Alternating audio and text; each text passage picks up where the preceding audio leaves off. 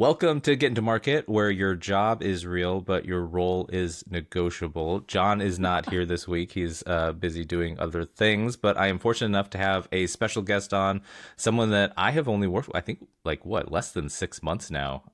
Yeah, But fall the last year. amount of aging I've done in that 6 months has been feels a little more than 6 months. But happy to have you on. Was very excited that you said yes to joining. You are Michelle Slade. You are SVP Branded Communications at ABC Fitness, which is where Mhm. I am also. But tell me a little bit about sort of what you're doing now and your background. Yeah, so thanks for the invite. I'm flattered. I have kind of a little bit of a diverse background. So I like what I'm doing now is brand, creative communications, PR, which is my favorite thing to work on. Out of all the different facets within marketing, which there are a lot of, those are my favorite areas to work in. I like getting to purpose. I like looking at creative expression. I like the feelings that it emotes with people and all those things. So I'm kind of doing what I enjoy the most, which I think is a real privilege these days. You don't always get to do that. So that's what I'm doing today. But I started in product. Well, I started as a business analyst writing requirements. I did not know that. Yeah. Okay. Started as a BA in the technology group for a healthcare software system. And then I didn't cross over into marketing. So I was business analyst and product, and then crossed over from product into marketing when I was with Expedia because marketing realized, like, hey, you can get stuff done better than most people because I could speak with development Hmm. because I've been writing requirements and scopes and use cases and agile and all of that. So I came into marketing through there, which I think is a like a bit of a different entry point. And then I picked up the marketing like on the job. I learned everything else as I went. But using analytics really is the base. But again, having more of the technical background, that helped me a lot.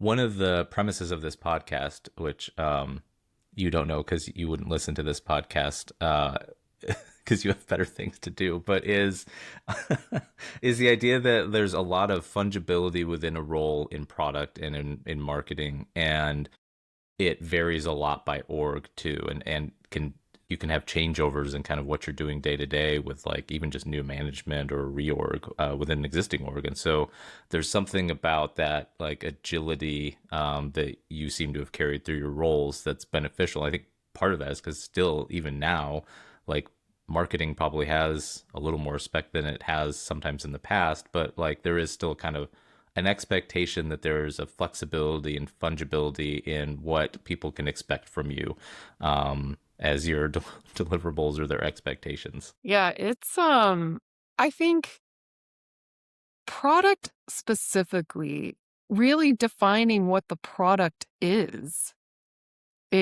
challenging, and it seems simple on the surface, but when you start to really dig into what is the product, is it product as a service? Is it technology product? Is it a combination of those two things? Hmm.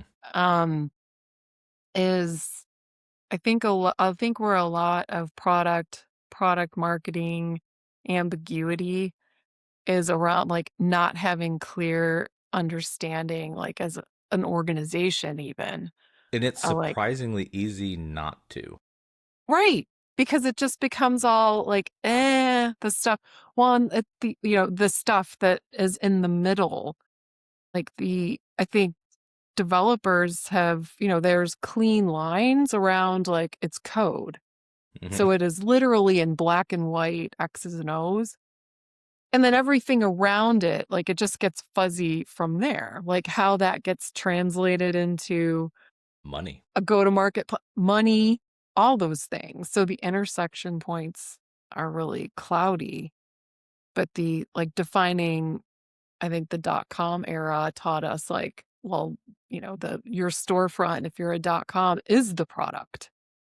So that's the product, and your content's a product, and your service is a product, and particularly around brand. If you're going to do branded experiences, you start with what's first defined as the product. And most companies don't have it defined. They're just like, oh, it's just something that requires development, or it's, something, Yeah. something that isn't really well defined. But Or they think they do, but how they're constantly reworking their go to that's market right. That's a suggests good otherwise. Yeah. clarification. That's right. Yeah. Yeah. The reason that I wanted to talk to you about this, and I think it's funny, like of all the things that we've talked about, just at work, like we haven't talked about this subject kind of philosophically, but brand is a very complicated thing, and it's a thing that we interact with in a very real way outside of our jobs, just as consumers. And so there's that piece of it, and then there's the component of me having worked in marketing. I almost have two views of brand. One is the consumer stuff that like Apple and Coca-Cola, whatever it is we're consuming, and those experiences. And then I have the department that I work with at my job, 50 some hours a week. And that feels like a fundamentally different world and thing than, than the idea of brand. And so one of the things I know is just like it's a stereotype and cliche, is just that internally at an organization, brand often has a not spectacular reputation because they are viewed as kind of the brand police. You're nitpicking people, you're enforcing rules, you are like the internal HOA. And I'm just curious, how do you reconcile those two things, where one, the brand is like this feeling and it's all these things you associate with a company and the goods that you buy, and then two, the brass tacks work that you have to do and execute to make that feeling real? Yeah. So I think experiencing a brand as a consumer and then trying to build one is, yeah, is different, like two different, two completely different paradigms, actually. So I think um, the brand, so I'm trying to think of where to begin. Well, in CPG, which is where brand really was born, I think because coming to the, like, what it is that you want, like, what do you want brand to really do for you, is create preference. And so when you start to, okay, how do you create preference in the sea of sameness? Like, you're looking at all the toothpastes on the wall. Are you going to reach for Crest? Are you going to reach for AIM? And that's your moment of truth. And it really is the brand feeling. I feel better about this. I'm drawn to the packaging, or I remember the ads I saw on TV, or my friend told me, this made her teeth whiter. Those combinations of things, like, all those things really make up the brand experience. Now, where a brand has gotten a bad reputation is in the policing. Hmm. So, but I think, and we were just talking about this right before um, we got together on this call, thinking about a brand as a system, which is what we're trying to define here at ABC, will help mitigate the times we have to police the brand. Hmm. Because Yeah. I think where most brand people go wrong is it comes off as like the mean girls, like, that's not on brand, and that's this, and it's like, says who? So that seems like it's Yeah. really subjective, and a lot of the Yeah. times it is. So if you don't have a brand system that is understood, Hmm. then you are going to be spending all your time saying this is the, so I got this in the mail today. I Because hate to tell you that those are all the same color. they're not. They're not, Nate. They're all different. And I Yeah. agonize over those details. Yeah. But but to what degree for ABC Fitness? Does it matter if we get the exact shade of blue out of our style guide? No. But if you're Hermes and someone's, Mm-hmm. or Tiffany's, Mm-hmm. you better get that blue right and you better get that orange right because it is part of your brand identity. But for us, it does. In case you were wondering, I have approved all of these, even though I don't like the variations And in isn't the that though tone. where some of that frustration, because that I think is some of where that frustration comes from, because people have a hard time connecting. Like, how many times have you heard the "we're not Apple" in a conversation Can't even. internally? Like, it's so, it's so Yeah. off. It's like everywhere I've ever been, somebody's probably said "we're not Apple" or "we're not whatever." And it's a disconnect, I think, between them seeing like the results on like the B2C consumer side of like what brand is and does for people, but not connecting the dots on like for a software company or for B2B, whatever you're selling, hardware, it doesn't, they don't connect like the color or the typeface, the fonts that you're using, the design and deck to Yeah. revenue, I don't think. No. There's two things there. One, some people think of brand as the logo, Mm-hmm. which is like at the most simplistic level. Others only think of brand as the creative expression, what they see on social media, what they see in an email header. But really, like doing brand well, trying to get someone to feel something consistently is the hard work. Mm-hmm. So because a lot of the brand work, I mean, look at the work that that you've been exposed to since I've been here. There's no creative. Like you're, really nailing that, like the manifesto or whatever representation that you want to nail and to get the feeling that you're trying to emote. That's one of the steps. But then translating that to revenue. So there has been um, studies done and research done. So it's easier to prove now than I think it was even 5, 10 years ago, like what the ROI of brand is, and that the brand consistency. Logically, when we see things that are inconsistent, it erodes trust. So what I tell people, and even our own internal teams here, it's like I care less about whether someone likes this shade or that or what, and more about the consistency.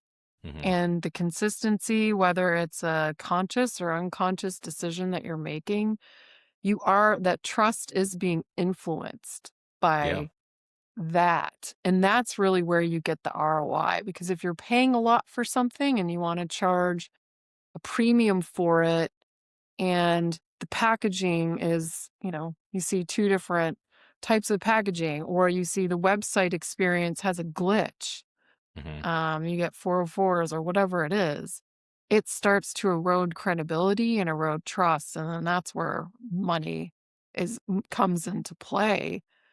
And the other piece is brand elasticity. So if like the Apple example, what drives me bananas about that is, well, so many things. Yeah. Um, I'll put it up there with my wife really liked XYZ. Can we do that? Or make it more like Apple. Mm-hmm. But I think what Apple did really, I think to me, the lesson around Apple, besides archetypes and really opening up our minds into the psychology of brand, is that they really nailed like what brand elasticity means, meaning they can really screw up. Like that night they like downloaded things to our phones Oh, without you telling too. us. Holy shit. Yeah. Like how who else could get away with that? So that just tells you how like their brand elasticity, it's slowly getting more rigid. Mm-hmm. But I think that's where brand also plays a role in in the revenue, is that you can charge more for brands that have more equity than Mm-hmm. others. So not only do you Yeah. have preference, you have elasticity, consumers, or B2B, more forgiveness. That is gold right there. I That's mean, it's I my last laptop I bought was a MacBook and or MacBook Air, and the difference in cost if you go up in RAM or memory is always like $100 or $200 jump, which Yep. makes no, like, you're just giving them money because it costs them basically nothing, and yet you're still okay doing it, partly because you won't get that same experience on a Windows laptop or whatever that you're wanting on a Mac, but partly just because there's no way to get around that like $200 jump. Um, and you Yep. want, but I would for sure be less willing to do that, for a Windows computer. If I was doing that, I would expect then the price to be a lot Yeah, cheaper. with each new Mac product or Apple product that I buy now, I think to myself how they're eroding the brand. And what I Mm, mean by that is like changing the chargers. yeah, So if a brand pillar is simplicity, consistency is another one, and the streamline of the design, I mean, they are behaving like PCs right now. yeah. Like We're we we're have doing that right now. multiple, I've yeah, Yeah. yeah, Two in your different. My household. wife has a USB-C iPhone, and mine is a really old Lightning one. That's right. So I Yeah. would say that's where brand and like development, like product development need to intersect more closely is that from a just a pure tech perspective, I'm sure there's lots of reasons for the different like a lightning versus, USB-C, whatever. Lots of like really solid reasons. But if the brand really stood for ease of use, cross compatibility, someone didn't fight hard enough at the table to ensure that that wasn't going to happen. And that's where, like, I also think brand gets a bad reputation sometimes. And it depends on the organization where it's like, oh, you're overstepping in my area, Yeah. with Yeah. like, well, for this moment, yes, because we have these, like, this is our promise, or these are the pillars, this is what we stand for, this is what makes us us. And if you're just going to go off and compromise all that, then, Hmm. you know, Well, they're yeah, that's a great segue. So the next thing I kind of wanted to talk to you about was where do you feel like brand has the most friction cross functionally with the folks that you're working with, and where do you feel like you have those easier relationships where folks kind of understand your mission and why you are the way that you are? so I think I'm a little different in that, like, for me, I think on the dev side, I have the easiest time. Hmm. And so when I started the agency, when I started Tandem Theory, my first clients were like CTOs. So it's the CTOs and the CIOs that like working with me and understand like a digital brand experience. Like, how do I take this brand style guide from an advertising person who thinks brand is mass media? Hmm. And how do I turn that into a digital experience? That's much more complicated. And so then you get into the UX and, even the language and tonality of a CTA, like a let's talk versus, whatever. So you get, so for me, I found that was actually a sweet spot. It's working with the more like the technical side of an organization. Um, I think the most friction is usually, where is the most friction? Probably ops. Like, depending, like, operationally, like, how are you going to, like, if you take multi-channel retail, like at GameStop, we had, 10,000 stores, huge .com presence, shoot brands, the ecosystem was huge. Hmm. So when we would walk in the room, it was like, oh no, it's brand. Like, what are you going to make us do now? Yeah. Because rolling out anything was a big deal. I think if you're pure play, like e-commerce or something, it's a little easier. But I think for your larger, like, you know, multi-retail Yeah. brands, like I'd get a lot of eye rolls. What was the And most painful thing you made them do? oh god, well, that was probably at Sally Beauty. So Sally Beauty used to be Sally Beauty Supply, You made them So, hand erase all of the supply off the sign. like the signage, well, because they wanted to be like and I love this brand. Like, I loved working on Sally Beauty because just, the not to go into the whole big explanation, but, for women particularly, how we look affects our confidence at work and they're they're really making it affordable for anyone to color their hair. And hair, coloring your hair is like a three, four, $500 event. Most people can't afford that. So going to Sally Beauty like really liberated. I know it's ridiculous, but it's important in Yeah. meaningful ways, I promise Yeah. you. Yeah. But like multidimensional hair color. But in the process of redefining the brand, like as one of the things that came out in the quant research was that most consumers looked at Sally Beauty Supply as a supply store for beauty professionals, but they were really targeting anyone, like Hmm. you didn't need expertise. You could go to Sally Beauty and not have to have a degree or certifications to buy something in the store. So that was really important. And so rolling out changes like that, and in fact, like their headquarters, they just moved to our headquarters a couple miles from me, and I saw Sally Beauty with no supply on it. It made me so happy. Um, so I think that's where brand, like, why are you talking to us about signage? And oh my God, this is super expensive. And it was, and like changing the in-store experience to make it less scary Hmm. because it was scary. It felt like a supply store. That's how they started. But if you talk to consumers who want to go color their hair, they're going to go to Walgreens and buy it in a box Hmm. because it seems easier.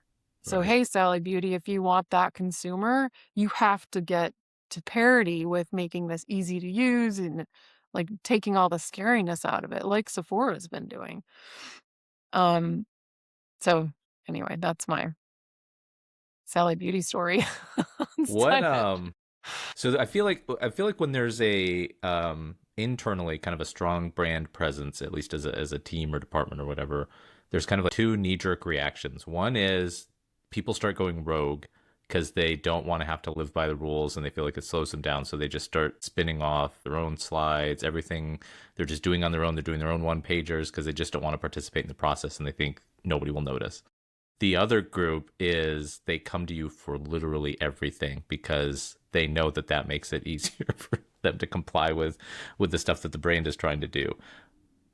Which is your how do you deal with either of those? But also, if you had to pick one, what would you pick? Pick one as like the better of the two or worse. Better. Um, well, to give you the real world top of mind example, we have the situation you first described going on right now where people are going rogue. Hmm. Um, but I also have people like individuals coming to me every 5 minutes. So I've got the worst. You get both. Yeah. So that sucks. But I'm letting the rogueness go. Hmm. Because what I've learned in all my years is if you spend all of your energy chasing or trying to police without having the governing system or operating system in place, you will just be chasing. You will I mean, talk about just being in a, crabby mood all day. Nobody likes doing that. Like they don't like receiving that information. Like, hey, that's not on brand, that's the wrong color, and blah blah blah. And you're not like, Yeah. this looks like shit. Hmm. Like you don't like giving that feedback, and then they don't like receiving it either. So I'm not really chasing. Like right now, I'm just letting it run amok It can also while, literally slow down deals. Like that's the other, like it can have a yeah, practical it's a impact, which is trade-off. you might not have the assets that they need. And so making them wait for it could mean that like they don't have what they need Yeah. for a sales conversation. So you're like, go.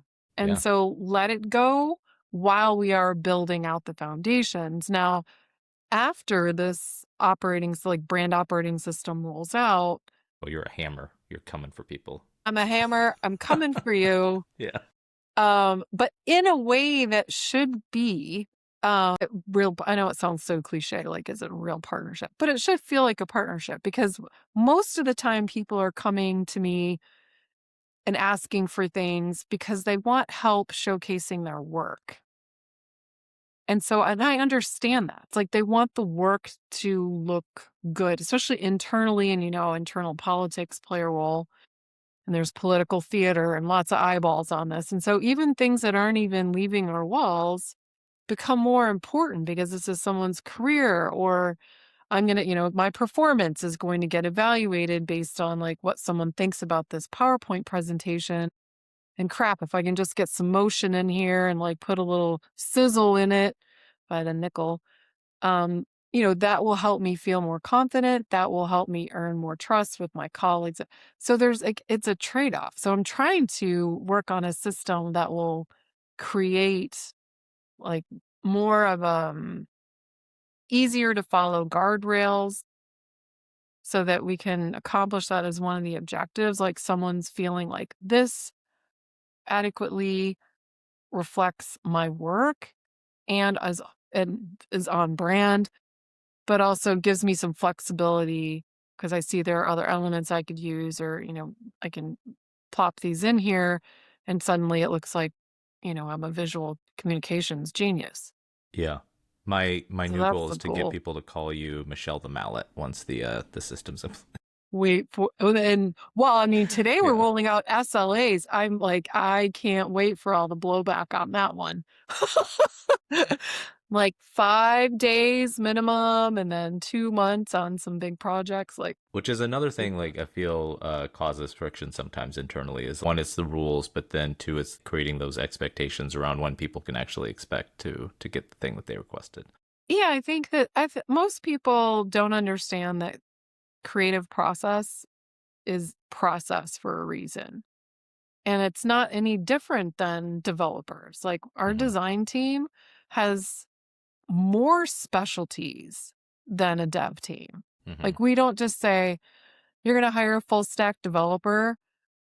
Try hiring a full stack designer. I want you to Hmm. be an expert in videography, editing, visual communications, like everything from infographics to like you're just Has not AI going to find that. shifted those expectations? No, and I think, well, in certain areas. So we're experimenting with it every day. And I think, as I was mentioning to you earlier, I feel like creative is where AI is. Here's where it's helpful: feedback. Mm-hmm. Taking the style guide, I ran our booth designs through chat and said, is this on brand? Wow. Um, and Yeah. the feedback was strong. It brand policed you. Oh, you know what? Well, damn. So it doesn't have to be me brand police. I can have AI brand police Yeah. It's scouting your all the RoboCop. time. Oh my God, I love that. Yeah, like chats. I haven't We'll say tested this out RoboCop on was a play. little bit of a cautionary tale, but yes. Yeah. It's true. It is a little bit of a caution. Well, It and wasn't it freaks me aspirational. out that, you know, in the feedback, which it provided very well. Like I agreed with a lot of it. And then it said, would you like me to compile this into a brief document for Milosh? I was like, ooh, no. Or wait, yeah, okay. But I think so there's still, like we were saying earlier, you still have to think. Hmm. And I think if you don't know how to give feedback, you wouldn't know if AI was giving you good feedback or not Right. on Yeah. creative work. Yeah. Um, Um, the last two things I wanted to talk with you about are one, some of the stuff that brand does costs a fair amount of money. And anytime you're on marketing and you're spending money, people will expect an ROI attached to it. How do you talk with them about that? Because it's a thing that is even more amorphous sometimes than like stuff that leads to leads and pipeline and all of that. yeah, it's well, in a digital context, I do look at direct traffic. So direct type in traffic is still a metric that I look at on a regular basis, one to level set and then see if it improves. especially depending on your marketing plans, like during heavy up periods. Like, did you see an uptick in direct traffic? And I think you can quantify like the value of a visitor um relatively easier now. Now, if you don't have digital properties that are destinations for most of the way that you quantify your traffic, then the ROI becomes what I like to use is like more about recall. So doing your brand tracker surveys that will measure, and actually I love YouTube for this exercise. Um, you can target and retarget and ask a 2-question survey, and measure recall. If you've been running pre-roll, if you've been running advertising on YouTube. So I think YouTube kind of figured out how to measure brand effectiveness for advertising. So I like that too. But I think it's it's less challenging in 2026 than it has been in the past because mass advertising was hard to quantify. Hmm. But now, like, mass advertising isn't really the thing. It's predominantly performance marketing that is measurable. So I think it's becoming, at least in my experience, less of an issue than it was in years past. Yeah, that makes sense. Okay, last question, which is the other kind of friction point I feel like can sometimes happen, and I do this when I'm buying something, is there's dissonance sometimes between brand and product. And I've been places where kind of an expectation is Ugh. like, who cares what the brand is, right? Because the product is so good, it could sell itself. One, to what extent do you think that is true or not true between B2B versus B2C?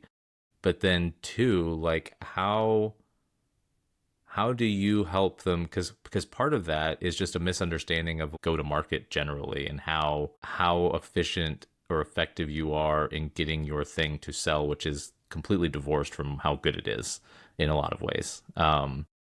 But how do you kind of have a conversation with somebody, even if it's just you're not even trying to get money from them because they're in your organization trying to budget or whatever, but just conversationally, how do you get them over the brand product like dissonance in their thinking? Um, so what I'm like, I'm assuming no one's gonna like figure out or like who the party. I'm like, can I mention the brand? So I worked at a very large um tax, uh, like a DIY tax, like a Mm-hmm. competitor to TurboTax, Mm-hmm.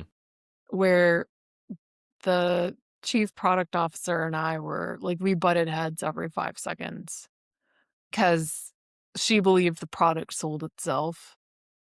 It's taxes, Michelle. Like, how complicated is it? Like, but we're going up against, like, it was like a classic challenger brand Mm-hmm. situation. Like, it's TurboTax and then a huge gap, and then everyone's like fighting for the 5% market share that's left. So I had a really difficult time trying to sell the case for a brand experience inside a product that has just been known for being boring, sterile, like all those things. So I cannot stress enough the importance of qualitative and quantitative testing with customers because that was the only way I could win her over to convince Mm. her that But not that only, costs money. yeah, thankfully we had really deep pockets. We tested a lot, we tested often, and you're right. I mean, I think there are scrappier ways to do it now, especially with online panels. Mm-hmm. And with a consumer brand, it's easier to recruit participants. When you're more niche, it's a little harder. But I think that was like really hearing it from customers and having stimulus that showed, hey, click through, like just watch, even just like a listening lab, watch them, perform these 5 tasks in this scenario, and then watch, in this other scenario, one's branded and one's not, and then look at the outcomes. Look at the experience of the um with the people that you're testing and hear what they're saying. And yeah, like I think that was the way I eventually won her over, but it was really hard in the beginning. Yeah. It was like, I promise you I can make tax Yeah. sexy. And we did. There like was a really interesting story. Uh, and but that was yeah, and usually like product and I get along really well. But this case it was just like our product team thought, like, why are you here? Like, what are you doing? Like, why does Yeah. this matter to me? Yeah, we got the right shade of purple, Michelle. Who gives a shit?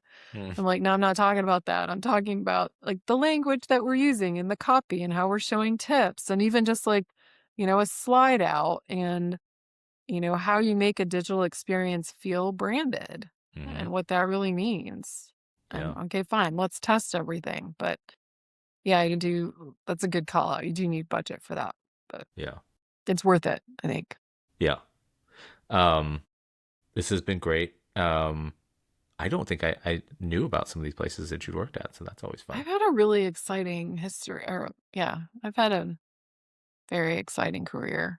We've talked about it a little bit on the podcast before, but it's there's a real value in having diversity of experience outside of just a single org. And I know that doesn't happen as much anymore of being kind of a lifer at a place, but you learn a lot jumping from org to Gosh. org and seeing Well, what different things break in different scenarios. working org to org, and then I recommend this to everyone, especially just starting out in their careers, like agency work. So when Mm-hmm. I had my own agency, that's where so for those 6, 7 years, I would have, 10 to 12 clients at any given time.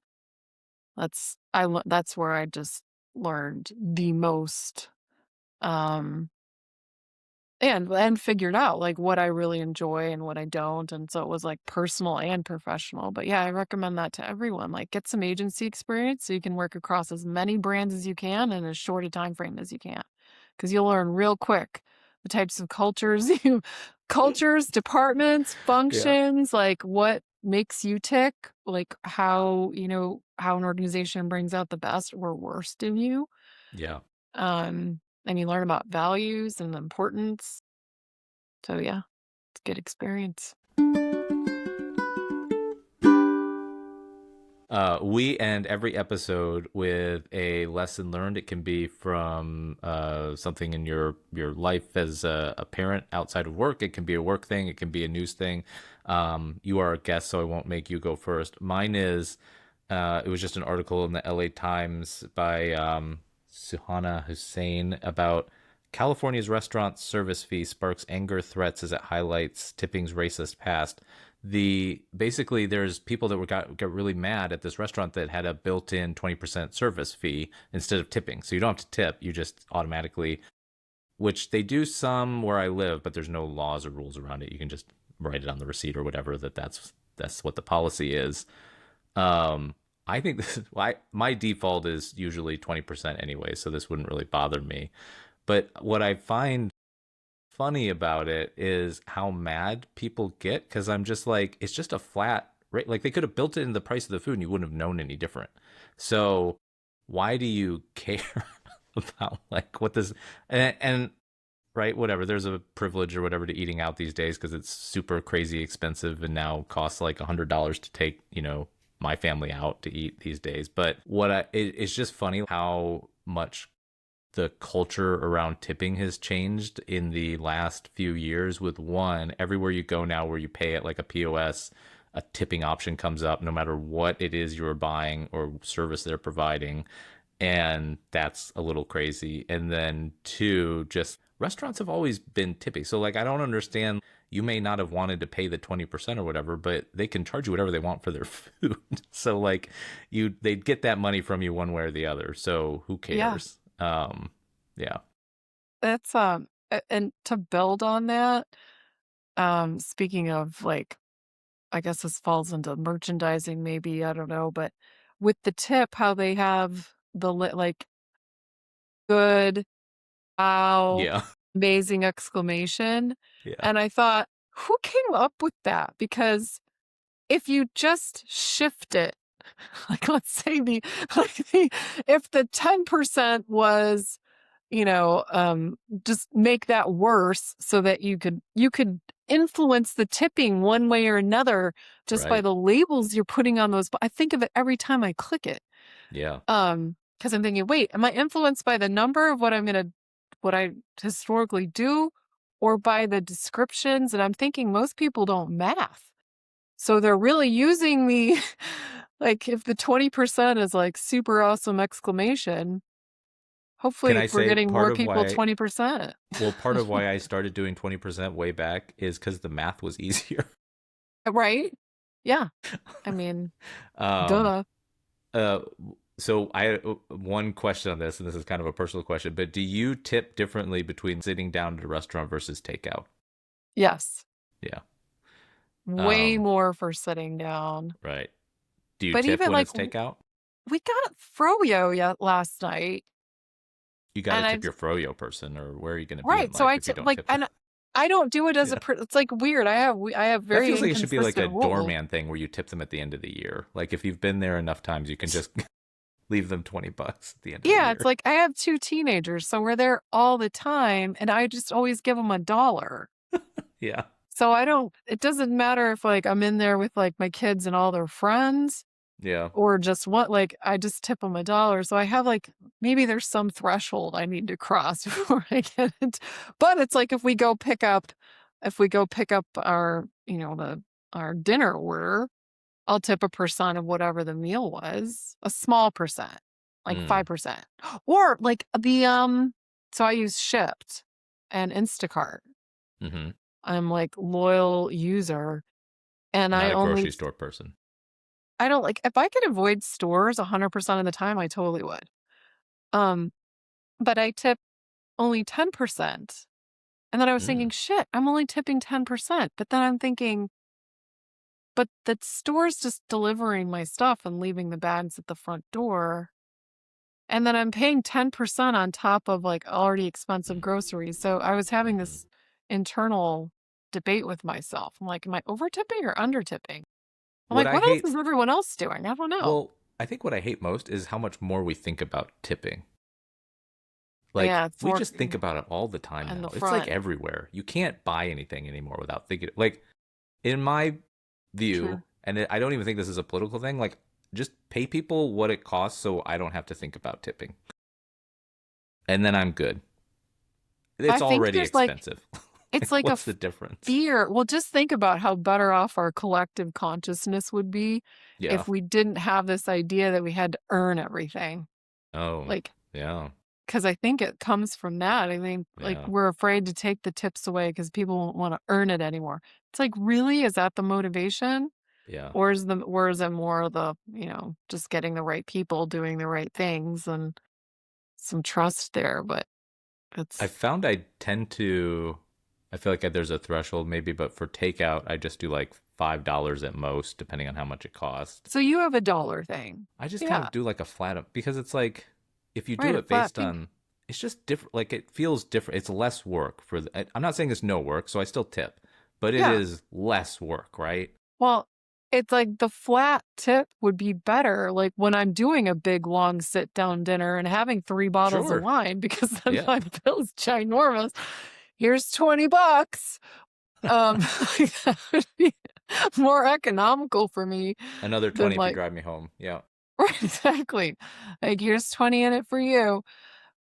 But it's like the percentage is that's killing me. So yeah, maybe like if we flipped it around, what would that do? And Yeah. did I What's just hear that we're not going to get tax on tips as of yesterday? Did I hear that? Are you a I tipped employee, Michelle? What are you talking about? I used to be 50,000 years ago. Yeah. Well, my brother, he's in the Mhm. restaurant business, and so I Mhm. was like, I'm hoping that they don't tax I thought they passed that last tips. year.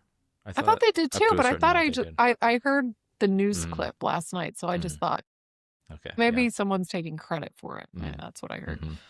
Yeah. Um, Do you have a lesson learned? Anything you learned this week? I learned you have a podcast. Yeah. always like horrifying to ask I'm people to gonna tune join. Yeah. in. Yeah. Thank Yeah. you. And like I said, when you reached out, I was like, wait, I'm not surprised by that at all whatsoever. I think having a point of view is rare these days. I think you can It have it's is a like competitive advantage right. in getting a job or getting promoted, I feel like. Yeah. Were you the one who shared that about the different responses?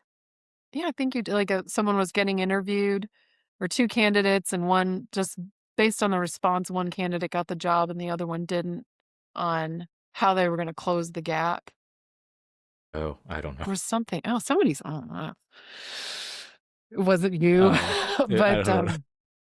I think what was my point with that?